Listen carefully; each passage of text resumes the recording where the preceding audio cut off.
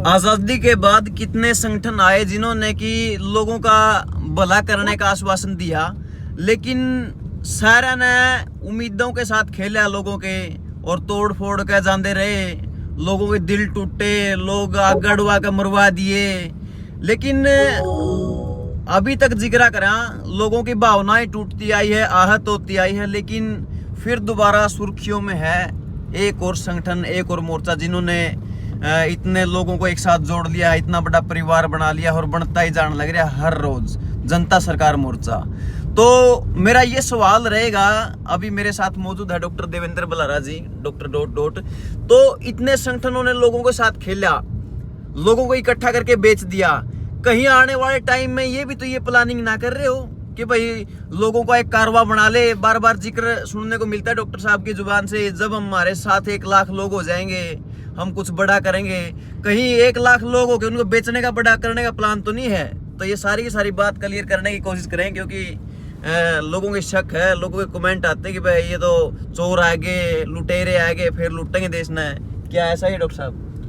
देखो भाई जी, मैं आपको पहले से एक चीज बताता आया हूँ। जब पहली बार मैं जेल से बाहर आया, उस दौरान आशीष ने सर्च हरियाणा चैनल पे एक सवाल पूछा था मेरे से कि, और वहाँ पे एक नारा लगा था कि देवेंद्र बल्हारा तुम आगे बढ़ो, हम तुम्हारे साथ हैं। और मैंने ये कहा था कि देवेंद्र बल्हारा आगे बढ़ो, हम तुम्हारे साथ हैं। ये लाइन ही गलत है। अच्छा, जब कोई व्यक्ति किसी चीज को लेकर के चलता है तो वो व्यक्ति उस चीज को इस तरीके से आगे मतलब बढ़ाता है कि जैसे वो उसका कोई पर्सनल काम हो या फिर वो संगठन उसकी जागीर हो या वो उसका मालिक हो। हाँ। वो ऐसे बढ़ता है। इसी दौरान वो संगठन के अंदर प्रधान पद को लेता है और फिर आगे वो पद बांटता है और ऐसे चलता है जी।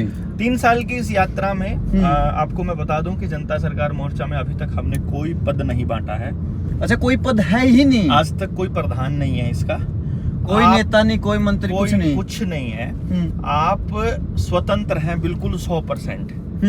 दूसरा, हर व्यक्ति स्वतंत्र है अपना नेता चुनने के लिए। मतलब संगठित रखना पर्पस है, उसमें ये पर्पस नहीं है कि आपको संगठित होकर देवेंद्र बल्हारा के पीछे जाना है। अगर आपको देवेंद्र के मुद्दे सही लगते हैं तो देवेंद्र के मुद्दों का साथ देना है, देवेंद्र का साथ नहीं देना है।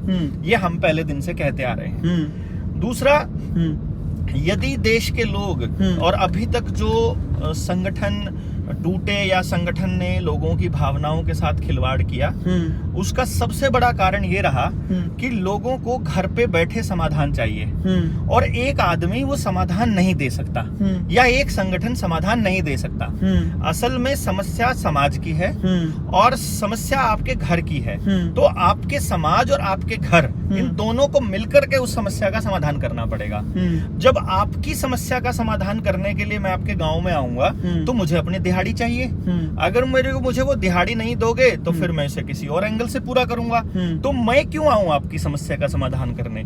इस बात को हमने पहले दिन से ही दूर करके रखा हुआ है। इसीलिए हमने ये कहा है कि भाई ऐसा है कि यदि आप देवेंद्र बल्हारा और जनता सरकार मोर्चा के ऊपर निर्भर हो जाओगे कि समस्या का समाधान वो करेंगे, तो वो आखिर में आपको फिर से बेचकर जाएंगे। इसलिए मैं इस बात से डिनाई नहीं करता। हम किसी ईमानदारी का हमने ठेका नहीं ले रखा है। आपको ईमानदार बनना पड़ेगा ना। हर व्यक्ति अपने जैसा लोग ढूंढता है। यदि आप ईमानदार हैं तो आप किसी को बेईमान होने नहीं दोगे। अगर आप बेईमान हो तो आप हमें ईमानदार रहने नहीं दोगे। ये बहुत सिंपल सा फंडा है। इसमें फालतू इफ एंड बट की कोई जगह हमने छोड़ी नहीं है। तो आपको अपनी समस्या के समाधान के लिए हमारी जहां आवश्यकता पड़ती है हम वहां पहुंचेंगे। हाँ। हम आपकी समस्या का समाधान नहीं करेंगे। हम आपको समस्या भी बताएंगे, समाधान भी बताएंगे। अगर इसको जो भी व्यक्ति पूरा करने आएगा वो उसका हिस्सा मांगेगा अपना, तो हम पूरा करने नहीं आएंगे। इसीलिए हम किसी भी मुद्दे पर, किसी भी गांव की किसी भी समस्या का ठेकेदार नहीं बन रहे हैं। हम एक टॉर्च बेरर हैं। जैसे कि सड़क पे चलते हुए आपको अंधेरा नजर आ रहा है, आपका वकील, आपके मास्टर जी, आपके गांव के सरपंच, आपका नेता, आपके जो एनजीओ वाले या आपके जो संगठन वाले हैं, वो आपको सच्चाई नहीं बता रहे और आपको अंधेरे में रख रहे हैं। तो जनता सरकार मोर्चा के लोगों ने, हमने ये तय किया था कि हम एक टॉर्च बेरर का काम करेंगे, यानी मशाल लेकर चलने वाले लोगों का। हम आगे मशाल लेकर चल रहे हैं। हम आपको रास्ता बता रहे हैं, उस रास्ते पर चलना आपने है। इसलिए ये कभी नहीं होगा कि जनता सरकार मोर्चा आपकी भावनाओं के साथ खिलवाड़ करे। केवल उनकी भावनाओं के साथ खिलवाड़ होगा जो नकारे होंगे, जो बेईमान होंगे, जिनको घर पे बैठे समाधान चाहिए।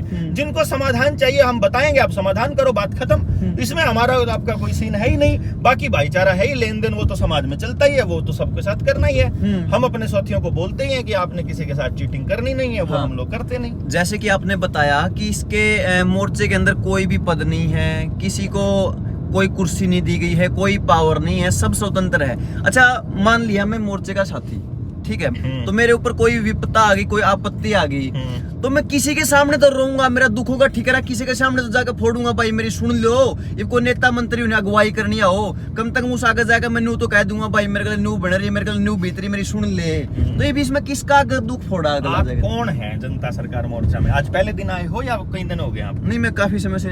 तो आपको सिर्फ मैं ही जानता हूँ या और भी लोग जानते हैं? मतलब मैं, आपने मुझे बोला ना कोई प्रधान है, तो आपको सिर्फ एक ही व्यक्ति जानता है या आपको और लोग भी जानते हैं? मेरे को? हाँ, मेरे को तो और लोग भी जानते हैं। तो किसी के सामने भी रोया जा सकता है। हाँ। और जो लोग प्रैक्टिकली काम कर रहे हैं वही मोर्चा है। देखो, घर पे बैठा हुआ आदमी जो कमेंट करता है वो मोर्चा का साथी नहीं है। हाँ, वो सपोर्ट कर रहा है, वो अलग है। लेकिन विपदा आई वो तो हम सिर्फ, मैं मोर्चे के साथी के ऊपर विपदा आई सिर्फ इसलिए क्यों चले भाई? हम तो इस मिशन को लेके चले हुए हैं कि समाज में किसी के ऊपर भी कोई विपदा आए तो समाधान मिलके समाज को करना है। तो इसमें मोर्चा कहाँ से आई? तो समाज है ना। आप समाज का एक अभिन्न अंग हो और आपकी समस्या का समाधान करना समाज का हिस्सा है। वो सरकार जिसको आप सरकार कहते हो वो भी इसी समाज ने स्थापित किया है। उसको पैसा दिया जाता है, उसको टैक्स दिया जाता है इसी बात के नाम का कि आप इनकी समस्याओं का समाधान करो। वो नहीं करते हैं तो समाज के लोग करते हैं। तो जहां मोर्चा नहीं है वहां भी तो लोग हैं ना। तो असल समस्या, आपको मोर्चे से मदद चाहिए या आपको मदद चाहिए? आपको मदद चाहिए। वो आपने जितना आज तक समाज में लोग कमाए हैं वो आपको मदद करेंगे ही करेंगे। मोर्चा ही आपको मदद करे ये उम्मीद भी गलत है ना आपकी। आपको मदद समाज से मिलनी चाहिए। हम जो रास्ता बताते हैं वो समाज को जोड़ने का रास्ता बताते हैं। आप अपने संगठन के नाम से जोड़ लीजिए और उसके बाद वहां से जोड़ के कर लीजिए। आप अपने नाम से कर लीजिए, व्यक्तिगत नाम से, और जो लोग आपके साथ जुड़े उनसे मदद की उम्मीद कीजिए। आप ये क्यों उम्मीद कर रहे हैं कि चंडीगढ़ से कोई व्यक्ति आएगा और आपकी मदद करेगा, दिल्ली से कोई व्यक्ति आएगा और आपकी मदद करेगा? आपकी मदद केवल आपके लोकल साथी कर सकते हैं। उन लोकल साथियों को जोड़ने के लिए जनता सरकार मोर्चा सिर्फ एक रास्ता है। जैसे अभी मैं राजस्थान गया, राजस्थान में जब ट्रेनिंग चल रही थी तो वो लोग बोले कि तुम कहाँ से हो? उन्होंने एक एरिया बताया बीकानेर का। उन्होंने कहा मैं भी वहीं से हूँ। बोला वहां पे कहाँ से? बोला मैं तो उस गली में रहता हूँ। बोला मैं उससे इधर वाली गली में रहता हूँ। हम वो दो लोग एक ही आपस की साथ वाली गली में रहते हैं और दोनों को ही नहीं पता कि उनके विचार सेम है, क्योंकि कभी निकले ही नहीं वो उस गली से उस गली तक। तो मैंने जब अनाउंसमेंट किया कि भाई हम आ रहे हैं जनता सरकार मोर्चा की ट्रेनिंग करने के लिए, तो उन दोनों तक खबर पहुंच गई। वो दोनों वहां आए, अब मैंने दोनों को मिला दिया, बात खत्म, मेरा रोल खत्म हो गया वहां पर। लोगों वहीं से मिला दिया अल्टीमेटली। तो हम क्या कर रहे हैं? हम एक मशाल लेके चले हुए हैं, समस्या आपको बता देते हैं और एक धागे का काम हम कर रहे हैं कि समाज में फैले हुए जो मोती हैं उनको एक सूत्र में पिरोने का काम हम लोग कर रहे हैं, ना कि हम किसी चीज का ठेका लेकर के घूम रहे हैं। ये आपको समझना पड़ेगा जी। तो लगातार हम देखने लग रहे हैं कि बड़ी रफ्तार से मोर्चा ग्रो होने लग रहा है, लोगों के अंदर एक उम्मीद जगी है। जैसे कि आप विभिन्न मुद्दों पर प्रकाश डालते हो, तो एक मुद्दा उसमें एक बैंकों का मायाजाल, करेंसी का है, नोटों का है, रुपए का है। तो उसमें बहुत से लोग ये उम्मीदें जनता सरकार मोर्चा से, डॉक्टर देवेंद्र बलारा से ये जोड़े बैठे हैं कि डॉक्टर देवेंद्र बलारा कर्जा माफ करवाएगा, हमको इस कर्जे के दलदल से बाहर निकालेगा। क्या ये उम्मीदें उनकी सही है या फिर गलत है? इसमें एक लाइन गलत है और एक लाइन ठीक है। क्या? कर्जा माफ करवाएगा वाली लाइन गलत है। माफ नहीं, देखो अगर गलती के लिए माफी होती है तो कर्जा लेना कोई गलत नहीं है, देना गलत है। अगर आपने गलत रुपया दिया हुआ है तो वो गलत तरीके से देना गलत है। और यदि कर्जा लेना गलत है तो भाई भारत सरकार जिसको आप कहते हो, असल में वो केंद्र सरकार है। उस केंद्र सरकार ने भी तो वर्ल्ड बैंक से ढेर रुपया ले रखा है, तो वो तो उसका ब्याज भी नहीं चुका पा रही। तो क्या एक दिन इसका मतलब तो भारत देश को भी वो लोग बेच देंगे। इसका तो अर्थ यही हुआ कि अगर नीलाम किसान की जमीन हो रही है उस पैसे को ना चुकता करने के बदले में, तो जब ये केंद्र सरकार नहीं चुकता कर पाएगी तो क्या भारत को भी बेच देगी उनको, वर्ल्ड बैंक को? क्या वो भी आकर के यहाँ कब्जा कर लेंगे? एक तो ये सोचने वाली बात है। दूसरी सोचने वाली बात ये है कि कर्ज के दलदल से मुक्ति, ये शब्द आपका अच्छा था कि हम आपको कर्जे के दलदल से मुक्ति दिलाना चाहते हैं, और वो मुक्ति हम आपको परमानेंट दिलाना चाहते हैं। अगर आपका कर्जा माफ हो जाए किसी आंदोलन के जरिए, तो क्या होगा कि आप अगले ही दिन फिर से नया कर्जा लेना शुरू कर दोगे। लेकिन जनता सरकार मोर्चा का जो पर्पस है वो है एक ऐसी व्यवस्था बनाना जहां आपको कर्जा लेना ही ना पड़े, जहां आप कर्जदार रहो ही ना। तो इसके लिए आप ये प्रयास हमारे जारी हैं। अब इसको समझने के लिए आपको फिर धन समझना पड़ेगा। मतलब धन असल में क्या है। अगर आपने धन को समझ लिया तो आप फिर कर्जे को समझ जाओगे, फिर आप पैसे को समझ जाओगे, फिर आप अपनी मुक्ति का रास्ता खुद से निकाल पाओगे। यदि आपने धन को नहीं समझा, फिर आप ना कर्जे को समझ पाओगे, ना इससे मुक्त हो पाओगे। एक ट्रांजैक्शन जब आप बैंकों के साथ करते हो, जब आप जमा कराते हो, तो आप अपनी जमा पूंजी कराते हो। जो आपने पैसा कमाया है उसको आप बैंक में जमा कराते हो। वो पैसा आपको मिलता है या तो मेहनत के बदले, या किसी अनाज के बदले, या पशु बेचकर, या आपको सोना बेचकर, या लोहा बेचकर। वो पैसा आपके धन के बराबर की कीमत का पैसा है। उसको आप जब बैंक में जमा कराते हो, तो जब आपको बदले में पैसा मिलता है, यानी अगले दिन भी अगर आप पैसा निकलवाने जाओगे तो आपके साथ 6300 रुपए के नोटों के बराबर की ठगी हो जाती है। ये कैसे? ये ऐसे, आप कुछ मत करो, 10 चांदी के सिक्के ले जाओ। हाँ। बैंक में 10 चांदी के सिक्के लेकर जाओगे तो वो उसको 10 रुपए में लेता है। अच्छा। असलियत में एक चांदी का सिक्का आज के टाइम बाहर लगभग 1000 रुपए के नोट के बराबर मिलता है। चांदी का 1 रुपया और 10,000 बैंकों के नोट बराबर है। आपके पास चांदी का रुपया है। हाँ। मेरे पास 10,000 रुपए है, रुपए के नोट है। हाँ। मतलब रुपए के नोट है। हाँ। तो मैंने आपसे वो सिक्का लिया और 10,000 रुपए के नोटों में। हाँ। तो वो सिक्का मैं बैंक में ले गया तो वो 1 रुपए में चलेगा वहाँ। हाँ, वो 1 रुपया है और मैंने आपको 10,000 वो बैंक के नोट दिए। इसका मतलब बैंक के नोटों के 10,000 नहीं 1,000 सॉरी 1,000 है। बैंक के नोट 1,000 बैंक के नोट मिलकर एक चांदी के रुपए के बराबर बनते हैं और बैंक उसको 1 रुपए में लेता है। यहीं से 1,000 की ठगी तो यही होगी ना। आप चांदी का सिक्का जमा कराओ, 10 चांदी के सिक्के, हाँ 10,000 के हो गए, सॉरी जो आपने बोला 10 चांदी के सिक्के 10,000 के हो गए ना। आप जाओ 10 चांदी के सिक्के लेकर के बैंक में, बैंक आपके पैसे आपका रुपया लेगा 10 रुपए में। तो आपने कितने रुपए जमा करा दिए? 10 रुपए जमा करा दिए। 10 रुपए। 10 रुपए। अब आप अगले दिन जाओ उन्हीं 10 रुपयों को निकलवाने, तो बैंक क्या करेगा? वो वाला चांदी का सिक्का आपको वापस नहीं करेगा, 10 रुपए के नोट देगा, एक 10 रुपए का नोट दे देगा। नहीं, अगर मैं डिमांड करूं तो भाई मैं जो जमा करवा के गया था वही दो मेरे को। अगर वो डिमांड कर लिया तो उसी दिन आप कर्जे से मुक्त हो जाओगे। अच्छा, खेल तो इतना है? ये खेल ही सिर्फ इतना सा खेल और कुछ नहीं है। फिर आप जाओ चांदी सोने की मोहर लेकर। हाँ। मोहर भारत की एक मोहर है, वो आपको सुनार के पास पुरानी की मिल जाएगी, पुराना सुनार होगा। वो मोहर ले जाओ आप, 4 मोहर बैंक में। वो 4 मोहर जमा कराओगे, 15 रुपए की एक मोहर होती है, 60 रुपए में लेगा वो। अगले दिन जब आप वापस लेने जाओगे तो आपको 60 रुपए बैंक दे देगा। लेकिन असलियत में एक मोहर की कीमत कितनी है मालूम है? नहीं मालूम नहीं है। एक अभी के टाइम पे, फिर पहले के टाइम के हिसाब से, चाहे पहले चाहे आज, भारत के संविधान और कानून और वैध रुपए की डेफिनेशन के हिसाब से एक मोहर की कीमत है 15 रुपए और एक मोहर में होता है 11.664 ग्राम शुद्ध सोना, 24 कैरेट का। तो 24 कैरेट के शुद्ध सोने की जो कीमत है आज के टाइम पर लगभग 85,000 समथिंग रुपया है जी। यानी कि 15 रुपए अगर आप बैंक में जमा करवाते हो, बैंक में आपने जमा कितने कराए हैं? असलियत में 85,000 के करीब। हाँ। असलियत में आपने 85,000, यानी उसी मोहर को लेकर आप बाजार में जाते हो तो आपको 85,000 रुपए के नोट मिलेंगे और उसी बाजार को बैंक में देते हो तो 15 रुपए के नोट मिलेंगे। अच्छा, जैसे कि अभी अपने मार्केट में सिक्के चलते हैं 1 रुपए का, 2 का, 5 का, 10 का भी आया था कि, तो इसी प्रकार से पहले ये सोने की मोहरें चलती थी। मोहर होती थी वो गई कहाँ पे 15 अभी? रुपए की मोहर। अभी कहाँ गई वो? अभी वो दिखती नहीं। वो समय समय पर बैंक के खेल खेलते हैं, जैसे आजकल एक कानून बनाया है इन चोरों ने कि आप इतने रुपए से इतने ग्राम से ज्यादा का सोना अपने घर में नहीं रख सकते हो। तो ऐसा करके लोग क्या करेंगे, सोना दे देंगे और उसके बदले में कागज के नोट ले लेंगे। यहीं आपकी लूट चालू होती है। बस इसी लूट को आपने समझना है कि आपके 1 रुपए की कीमत 777 मिलीग्राम सोना है और आपके 1 रुपए की और 777 मिलीग्राम सोने की आज की जो कीमत है लगभग 6300 रुपए के बैंकों के नोट के बराबर है। यानी 6300? हाँ, यानी आप 1 रुपया बैंक में जमा कराते हो तो असल में आप 6300 रुपए बैंकों के नोट जमा कराते हो। बैंक नोट और भारत का रुपया दोनों अलग अलग है दोस्तों। आपको बस ये समझना है कि बैंक उतने ही नोट छाप सकता है जितना सोना वहां जमा है और सोने की उतना ही वजन चाहिए जितना 1 रुपए में होता है, और वो है 777 मिलीग्राम सोना।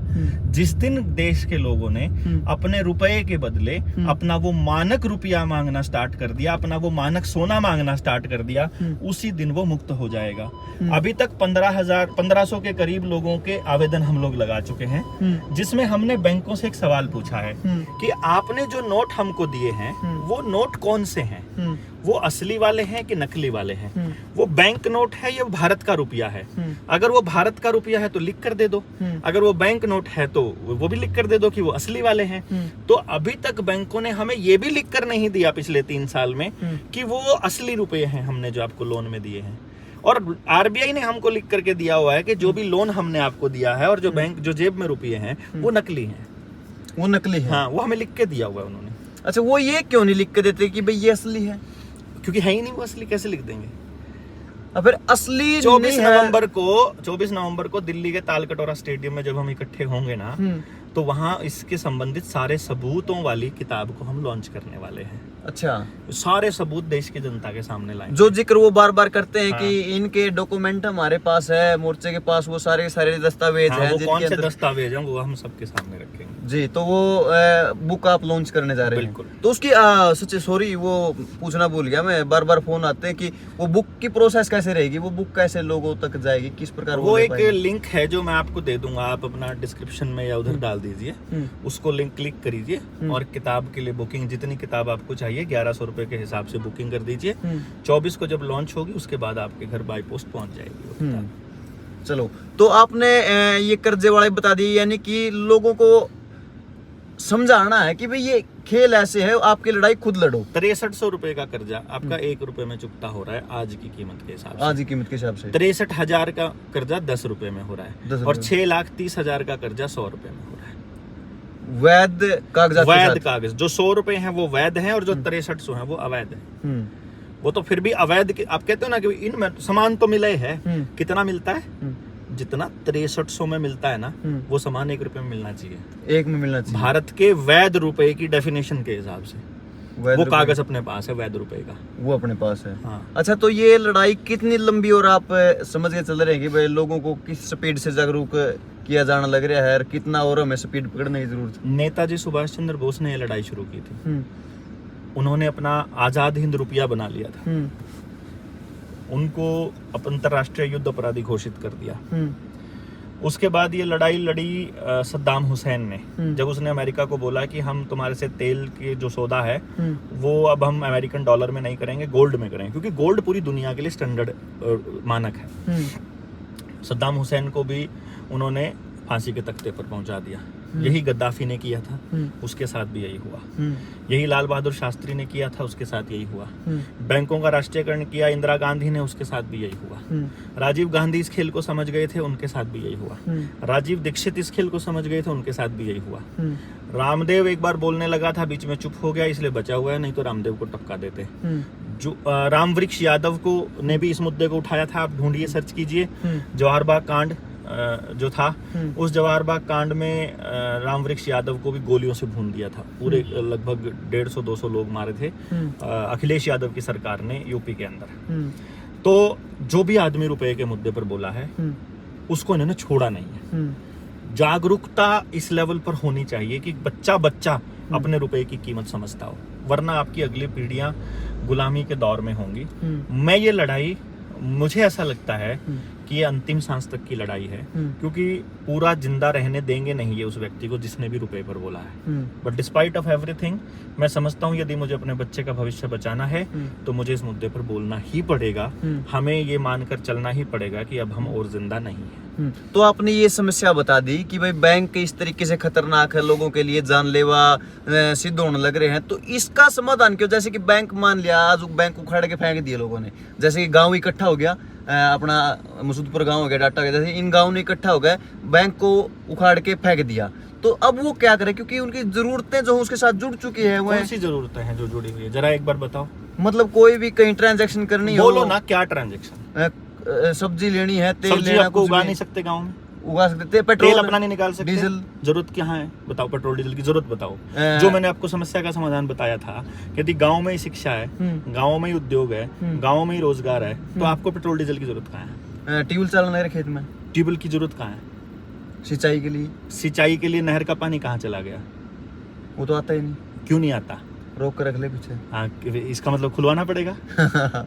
आपका पानी है ना, वो इनके बाप की जागीर थोड़ी ना भाई। हाँ। ये समस्या की जब जड़ में तक जाओगे समाधान अपने आप मिलेगा। अच्छा, नहर का पानी है, जोहड़ का पानी है, रेन वाटर हार्वेस्टिंग है, आपके पास पानी स्टोरेज का सिस्टम आपको रखना पड़ेगा। आपके पास दूसरे रास्ते हैं, सब रास्ते हैं। सिंचाई के लिए पेट्रोल डीजल की जरूरत नहीं है, मैं आपको पहले बता रहा हूँ। ट्रैवलिंग की आपको जरूरत नहीं है, जरूरत नहीं। कपड़ा आप अपना गांव में बना सकते हो, मीठा अपने गांव में बना सकते हो, जूस अपने गांव में बना सकते हो, आप लकड़ी का काम अपने गांव में कर सकते हो, लोहे का काम अपने गांव में कर सकते हो, कटाई, बुनाई, सिलाई, कढ़ाई सब अपने गांव में कर सकते हो। बैल, जंगल, जल, जंगल, जमीन और जानवर आपके पास है तो आप भूखे नहीं मर सकते। आप रोज ताकतवर बनोगे क्योंकि आपका पैसा आपस में सर्कुलेट हो रहा है। जब गांव का आदमी गांव की जगह पर रहते हुए सारा पैसा आपस में देता रहेगा, मेरी मेहनत से बदले आप, आपकी मेहनत के बदले मैं आपको जितना मर्जी लूट लूं, लेकिन गांव मजबूत हो रहा है। लेकिन कंपनी आपको थोड़ा भी लूटेगी तो सारा देश लूट रहा है, सारा देश कमजोर होने लग रहा है। हाँ। अच्छा, जो ये आवेदन का जिक्र आप करते हैं कि भाई आवेदन लगा दिया, जैसे अकेले अकेले लोगों के आवेदन लगा दिए तो उनके ऊपर तो कोर्ट, पुलिस, ये गुंडे हावी हो जाते हैं। अगर ये चीजें पूरा गांव मिलकर करे, जैसे कि पूरा गांव जागृत हो जाए, पूरा गांव इकट्ठा हो गए, ग्राम सभा करके साइन करके वो आवेदन के नीचे सारा का सारा गांव ये एप्लीकेशन सभी जगह भेज दे, मेल कर दे, CMO, PM, मतलब जितनी सिर्फ गाँव को क्या करना है, हमारा आवेदन जो हम आपको बना के देंगे वो आवेदन लगाना है और एक बात पे अड़ जाना है कि ग्राम सभा का ये आदेश है, इस आवेदन के प्रत्येक बिंदु का कानून के हिसाब से लॉफुली संतोषजनक जवाब दीजिए और पैसा लीजिए। सिर्फ इस बात पे अड़ जाए, बैंक उसी दिन ब्याज जाएगा। गांव पूरा गांव आपके कर्जा लेने नहीं आ सकता कोई आदमी, पैसा लेने नहीं आएगा, गारंटी हमारी है। पूरा गांव में नहीं घुसेगा यार। आ जाए तो जवाब मांगो ना, सिंपल लिखित दे दे, बस बात खत्म यार। तुमने जब कागज लिए थे तो लिखित लिए थे ना। तुमने जब हमने कहा मेरा नाम देवेंद्र है, बैंक मैनेजर बोलेगा अपना आई कार्ड दिखा, वो आपका DL देखेगा, वोटर कार्ड देखेगा कि सच्ची में देवेंद्र है कि नहीं। फिर आप देखो हाँ देवेंद्र तो है। बोलेगा तनख्वाह कितनी है, भाई इतनी है, आमदनी इतनी है, हाँ कागज दिखा। फिर कागज देखेगा। लोन किसके बदले चाहिए, जमीन के बदले चाहिए तो जमीन के कागज देखेगा, घर के चाहिए तो घर के बदले चाहिएगा, गाड़ी लेगा तो गाड़ी लेने के बाद फोटो खींच के ना लेके जावे, मतलब वो आपसे कागज मांगेगा, हर तरीके से वेरीफाई करे। फिर जमीन के कागज चेक कर लेगा, फिर जमीन ने देखण भी आओगा। वो जब आपको लोन दे रहा है ना, आपकी हर बात को वेरीफाई कर रहा है, तो क्या आपको इतना भी वेरीफाई करने का हक नहीं है कि इतना पता कर लो कि ये जो नोट दे रखे हैं, जो लोन दे रखे हैं, ये असली एक नकली है? इतना हक तो होगा यार। आपके साथ ठगी हो रही है, आप इतना तो पूछ ही सको ना, वो लिख के दे दे असली रुपया है। इतना लिखने में क्या जाता है भाई? उसका पूछा तो लोगों का लठ मारे हैं पुलिस वाले, बुला के यार तो फिर लोगों की नपुंसकता है, यहाँ तो फिर गाँव की समाज की नपुंसकता है। अगर आपसे सही सवाल पूछने पे भी लठ लगते हैं भाई, फिर तो लठ लगने चाहिए। फिर तो ऑब्वियसली बात है यार।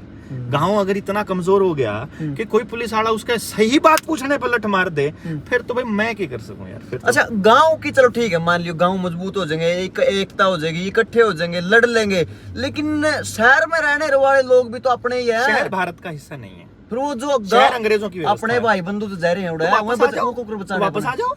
अच्छा, शहर भी खत्म करना है बेचा। अपना? अरे शहर खत्म नहीं हुआ तो ये आपके गांव खत्म कर देंगे। अच्छा, देखो ना, शहर बढ़ाते बढ़ाते गांव तक ले आएंगे ये। क्योंकि गांव का आदमी जैसे शहर में जाता जाएगा, उसको मकान बनाने के लिए शहर के बाहर वो प्लाट काटते जाएंगे, गांव को शामिल करते जाएंगे। अच्छा, एक शहर में रहने वाला व्यक्ति अगर वापस गांव में लौटा हुआ है तो वो भी कर्जा मुक्त हो उसका? सारे होंगे। गांव में तो कोई बढ़ ही नहीं सकता। गांव तो भारत की व्यवस्था का हिस्सा है। 1 लाख लोग अगर जींद में आ गए ना, डिक्लेयर करेंगे सरकार हमारी है। ये आप गारंटेड कह रहे हो? अरे गारंटेड कह रहा हूँ, मैं तो ऑन रिकॉर्ड कह रहा हूँ। यही बात, 1 लाख लोग। अच्छा, पुलिस भी आपकी, जज भी आपके, वकील भी आपके, थाने भी आपके, तहसील भी आपकी, सब कुछ अपने? हमारे नौकर हैं वो।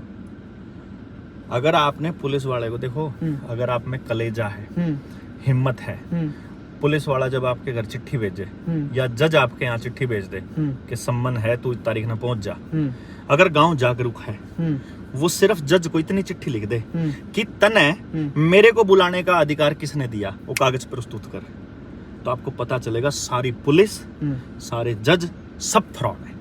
सब फ्रॉड है। अच्छा, आपने कहा कि 1 लाख लोग जब जींद में इकट्ठा हो जाएंगे रैली में, तो हम ये डिक्लेयर कर देंगे कि सरकार हमारी है, तो जो असली धन मैं देख पा रहा हूँ, तो इसका मतलब जो जनता है, जो लोग है, आपस में मिलकर रहना, भाईचारा, एकता, असली धन तो फिर यू है। और क्या? रुपया भी फैल पड़ गया इसके पास, तो सोना भी फैल पड़ गया, सब कुछ फेल है, सब कुछ फेल है इसके आगे। फिर अब भारत की अपनी व्यवस्था ही असली धन है। हाँ, मतलब अपना प्यार, प्रेम, भाईचारा, काके ताऊ, बड़े बुजुर्ग, पशु, मैंने कहा जल, जंगल, जमीन और जानवर, ये असली धन है। बस यो सोना, चांदी, आड़ कबाड़, ये तो इसमें तो निकलते हैं यार, जमीन में तो लिखना है। तो अनाज सारा जमीन से निकला है, कपड़ा सारा जमीन से निकला है, सोना जमीन से निकला है, लोहा जमीन से निकला है, जितनी फैक्ट्री सब जमीन आधारित, कोयला जमीन से निकला है, जंगल जमीन से, लकड़ी जमीन से, पानी जमीन से, अरे जमीन से ही निकला सब कुछ भाई। इसीलिए तो ये 10,000 करोड़ रुपए की कंपनी जो रोज कमा रही है अडानी, उसको भी जमीन चाहिए। दुनिया का सबसे बड़ा अमीर आदमी बिल गेट्स, उसको भी जमीन चाहिए। 4 लाख एकड़ जमीन ले गया और अमेरिका के किसानों को बर्बाद करके। ये सारे हाईवे लिखने लग रहे हैं खोज के सारे। मैं वही तो कह रहा हूँ भाई, ये सबको जमीन चाहिए। जमीन ही है जो आपको बचाएगी, इसलिए जमीन नहीं बेचनी। जमीन बेचकर बच्चे को विदेश तो बिल्कुल नहीं भेजना। जिस रुपए के बदले आप वो जमीन बेच रहे हो, वो रुपया नहीं है, वो पर्ची है। उस पर्ची पे लिखा है मैं 100 रुपया ज्यादा करने का वचन देता हूँ। जाके बैंक पे अपना असली रुपया ले लो, अगर लेना ही है तो। असली रुपया 100 रुपए के अंदर आपको 6,30,000 रुपए का सोना मिलेगा।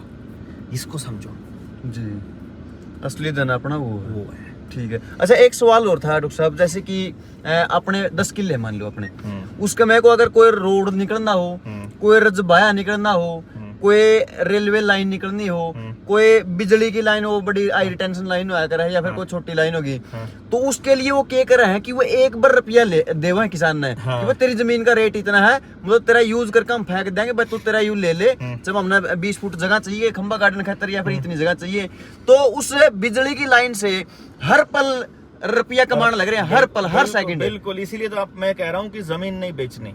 और अगर जमीन बेचनी है तो अपनी जमीन का, अपनी आमदनी देखो आज के टाइम पे कितनी है। जमीन की जो एक्वायरिंग की कीमत है वह भी लो, अपनी मर्जी की कीमत की, और साथ में जो कमाई आप आज के टाइम को जिंदगी भर की बोलो, उसका हिस्सा है। हाँ बिल्कुल। जैसे कि बिजली से हर पल कितना कमाना लग रहा है। छोड़ो यार, मेरी जमीन इतना कमा के देने लग रही, मैंने हर महीने इतना रुपया चाहिए, बात खत्म। इतना महीना, बात खत्म। ठीक है, कुछ भी निकलो उसका।